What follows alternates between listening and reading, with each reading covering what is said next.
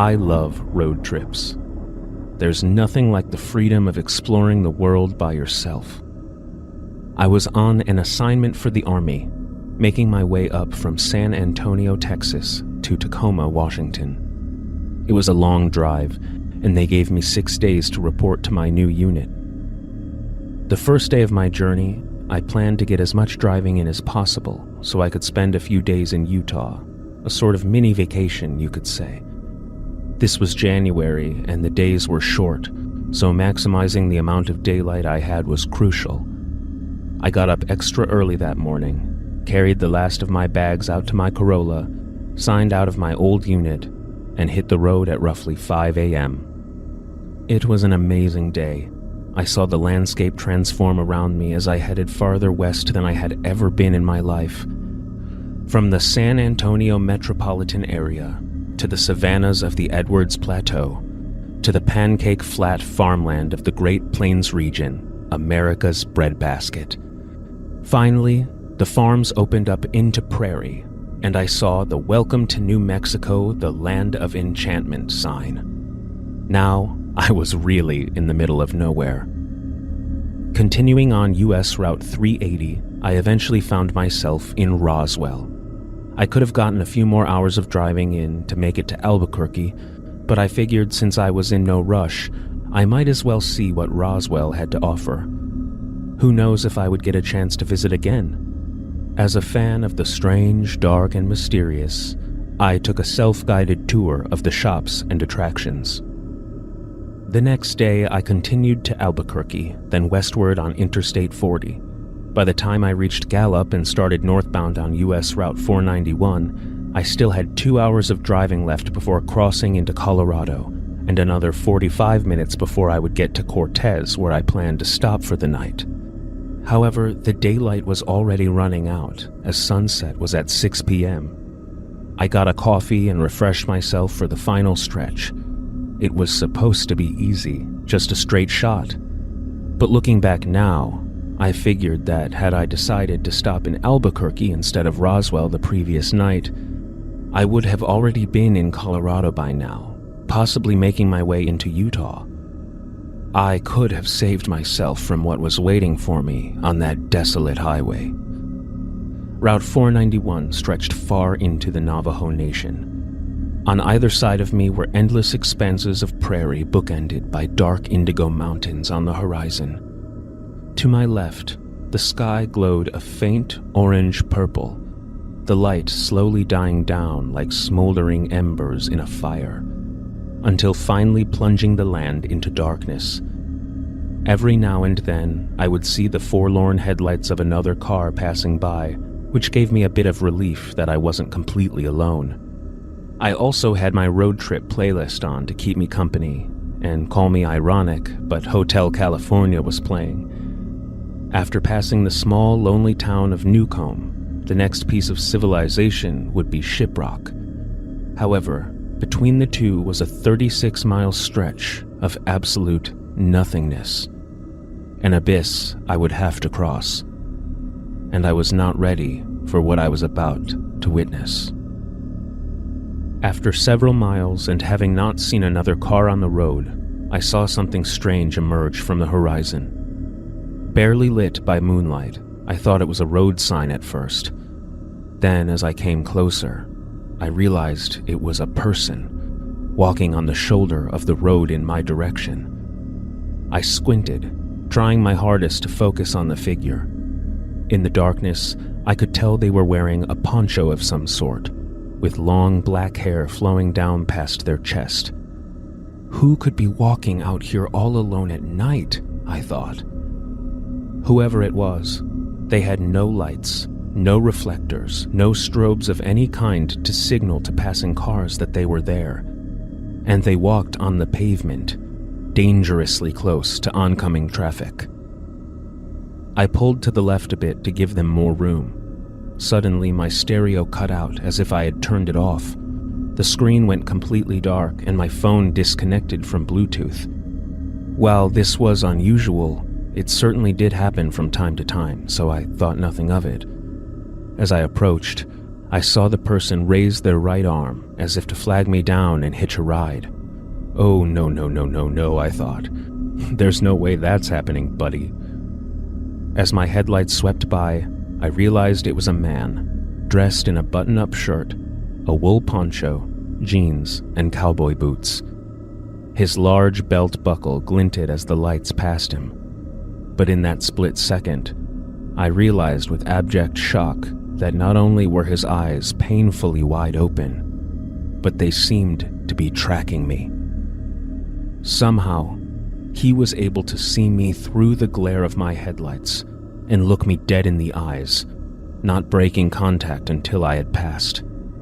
I was shaken for a bit, but my nerves gradually subsided. My stereo abruptly turned back on, and my music continued playing. I looked in the rearview mirror. He was gone. I couldn't see him. Maybe he's too far behind me already, I thought. No, that couldn't be. It must just be too dark. I drove on, trying to figure out what had just happened, but at the same time forcing myself not to think about it. I brushed everything off as simply my imagination, the darkness and the shadows playing tricks on my mind. Just when I thought I had moved on, I saw another shape in the distance. Another person walking alone at night?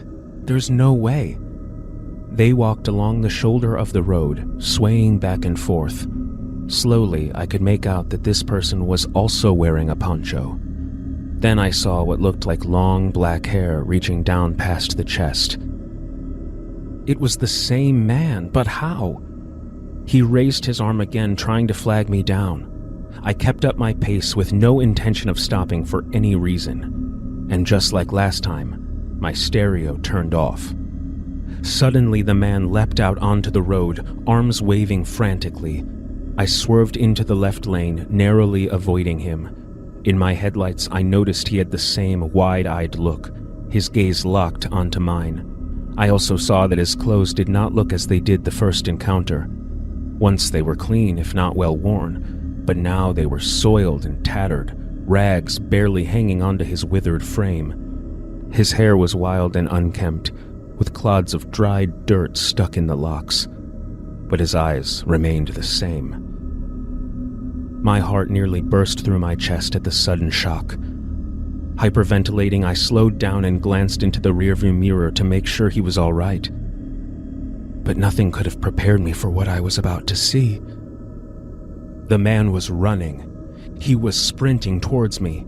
I centered the wheel and accelerated, hoping to get as much distance from him as possible. But as I continued to speed up, so did he. Faster and faster I drove, but every time I looked in the mirror, I would still see him right behind me, perfectly keeping pace, his body tinted red by my taillights. I could feel my temples throbbing and my hands getting slick with sweat on the steering wheel.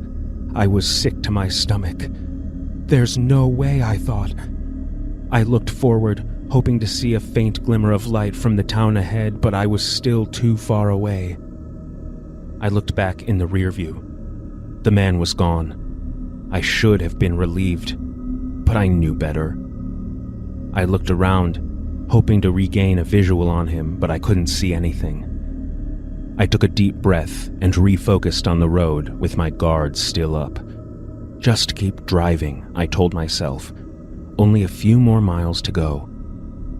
Then, out of the corner of my right eye, I saw something. Another shape. It looked like some kind of animal, though I couldn't make out exactly what it was. Under the moonlight, I could see it running alongside my car, its forelimbs reaching out in long strides, its back undulating like a dog. Closer and closer it came. The closer it was, the more of it I could see, little by little. And I noticed its limbs were far too long for its body. It had no tail. The head was oddly round, and from it came a trail of long, black hair. I slammed my foot on the gas, pushing my car's engine harder than it had ever been pushed before. By now I was clocking well over 110 miles per hour, but this creature, it kept up. It wasn't phased. It simply ran faster and faster to match my speed. Just what was this thing? How could anyone or anything run this fast? Soon my car would hit the top speed. And then what? How long could it maintain that before breaking down? It wouldn't be long before the engine overheats. But regardless, I would eventually run out of gas. And when I do, what would happen if that thing got me? At 120 miles per hour, my car had reached its limit. This was the fastest I could go, but the creature continued its pursuit. My temperature gauge was approaching the red, and it wouldn't be long until the engine overheated. Suddenly, like the beacon of a lighthouse on a stormy sea, the first light of town came into view. It was close. If I could just go a little longer, I could make it to safety. I pressed on. I fixed my eyes on the lights growing brighter on the horizon. They bloomed outwards, glimmering in the night air. Though it was a small town, it was a sight for sore eyes. Looking in my periphery, I saw the undulation of the creature's spine as it kept pace with my car. But now, it was starting to slip away, steering farther and farther from the road. It suddenly hit me just how hard my heart was beating. Beads of sweat dripped down my face. And finally, the creature was gone. My stereo once again turned back on, and as my music resumed, I let off the accelerator, breathing a deep sigh of relief. That man, that creature, whatever it was finally gone for good. Having white-knuckled the steering wheel the whole time without realizing it, my hands were extremely sore, but I was glad to have made it through. A week later, I told another soldier in my unit about what I had experienced. Being originally from Albuquerque, she was familiar with the Native American legends of the Southwest. The conversation steered towards a certain creature that she would not dare speak the name of. She also told me that the highway I took was well known for all sorts of paranormal phenomena. Up until 2003, Route 491 had been called US Route 666, the Devil's Highway.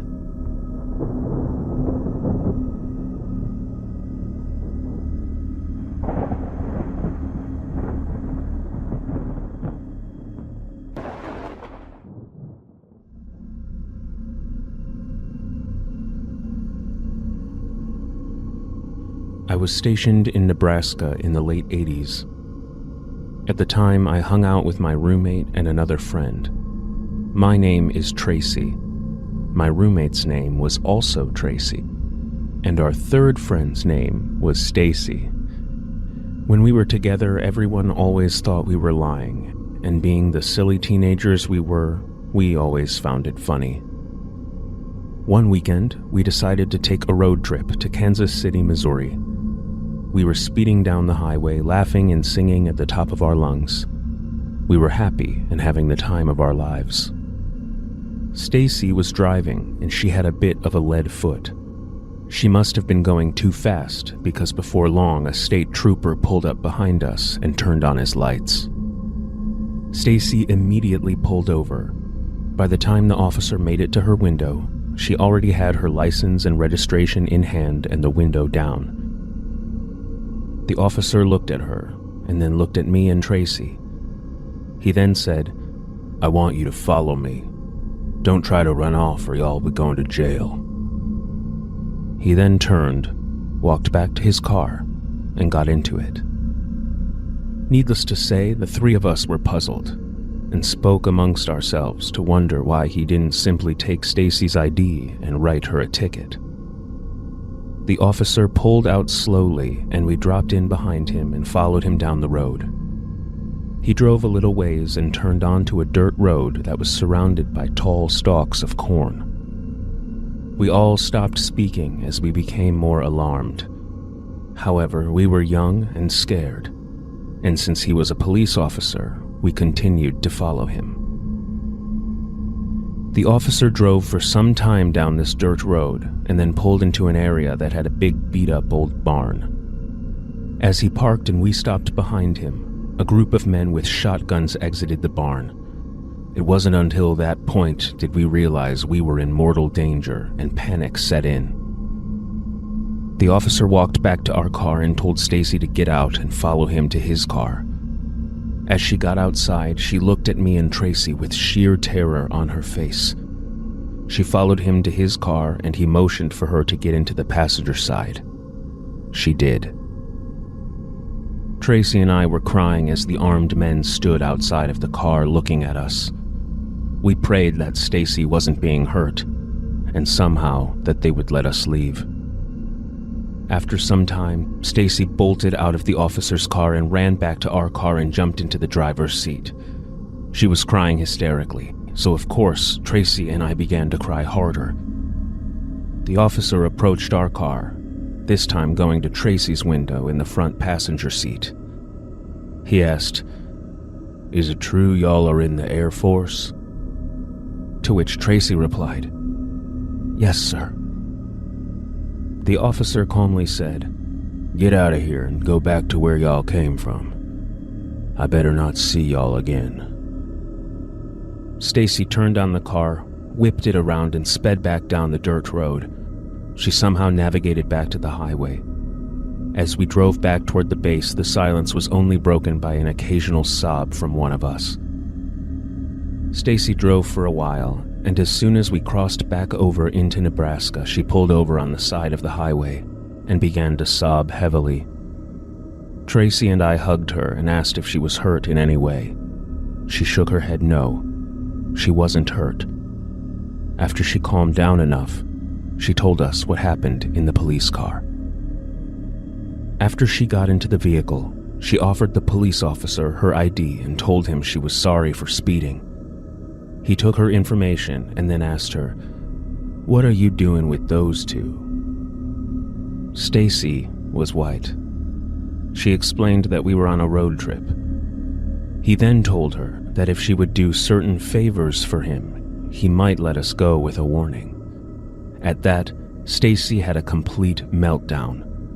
I guess while he was waiting for her to calm down, he finally looked at her ID and saw that she had given him a military ID.